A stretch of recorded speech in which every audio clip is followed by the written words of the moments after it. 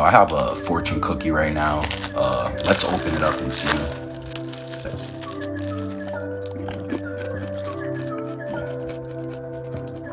you are soon going to change your present line of work. Oh my gosh. Change their present line, at least one of the Spurs players, and I think that might be Darren Fox. Spurs, they lost to the Knicks last night in the NBA Finals. Many people thought the series was at least going to go to 6 games at least, because, the Spurs, they were at home yet again.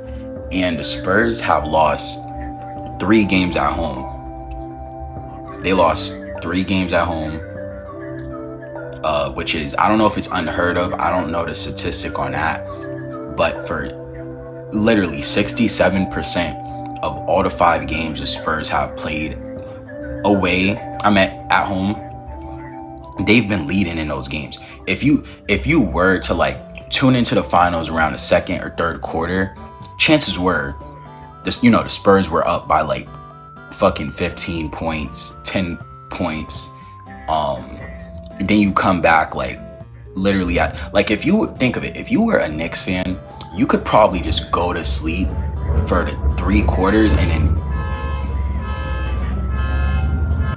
but you could go to sleep for 3 quarters and in the 4th quarter, if you just decided to wake up, your team would be like winning. And I wasn't a big fan of the Knicks winning in the first place because, one, I'm an Atlanta Hawks fan. We kind of have a rivalry against New York. And 2, I grew up watching the Spurs, Tony Parker, Tim Duncan, Kawhi. Like, I have a reason to favor the Spurs. And the fact that they fucking came in here, they gave their fans so much hope, and they just lost like ridiculously bad. Like, it's really terrible.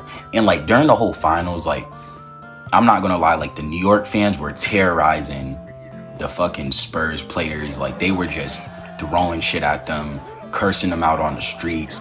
If you were a Spurs fan in New York, like you were fucking done. Like, that was it. And it was just, it came to a point where you just see all these videos online of just New York fans doing crazy shit. Like, it wasn't even always them doing it to the opposing team. They were just doing crazy shit, climbing on top of like fucking signs, doing pull-ups, fucking doing shit like chugging 5 beers and then all running, headbutting into each other. Just shit you just expect from New York City. And I'm happy, I'm like a day gone from the finals. Congrats to the Knicks team. They deserve it. Jalen Brunson dropped 45 fucking points. As a guy who's like 6 feet tall, he's considered like a short guard in the league. He did really good. He's an impressive player. I feel like, he definitely deserves it. He's worked hard to, win the NBA finals. Harper on your team, he was putting in work. OG, oh my gosh, OG, good player, deserves it.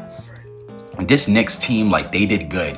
It kind of reflects on like the NBA Cup because they did beat this Spurs team. So if you were going in the impression like this Knicks team is kind of, oh wait, I forgot some. Cat's a good player too. But if you were going in with the impression like the Knicks, they won the NBA Cup, they're the perfect counter to this Spurs team. You were correct. Because it was evident they were able to wipe the floor with the Spurs. They were able to handle Wemby for the most part. They got the stops when they needed, and that's the thing you got to consider with the Knicks. They played like they won when they needed to win. They didn't do anything extra. Yes, the games were close, but they did what they had to do to win. That's where they get their respect, where they deserve it. But, you have like these post-game interviews. You have, Darren Fox after, the fuck up in the game 4. You have Wemby saying like the interviewer's like, oh, when are you going to see? He's like, never, or something like that. You just have like a bunch of like, Spurs players, just clips of them doing stuff. And you got to understand, like, this is a young team. Chances are they are going to be near this position or back in the finals. I know Wemby was upset. He was like, oh, we got to play another 100 games to fucking get here again. Thank you, Victor. All right. Appreciate y'all. See y'all. I mean, I feel like you don't really got to think about it like that. Like, there's a lot of NBA teams that kind of like half-ass their way into the playoffs, like with like 40 wins in a season and still make the fucking playoffs. And what you seen like the Miami Heat, what I think they were an 8th seed one year, they made it to the finals and they half-assed their way through the season. So it doesn't really, you don't gotta try your hardest during the season.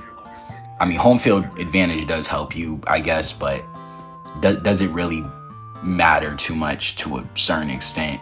I mean, for the Knicks it did. For the Knicks it definitely did.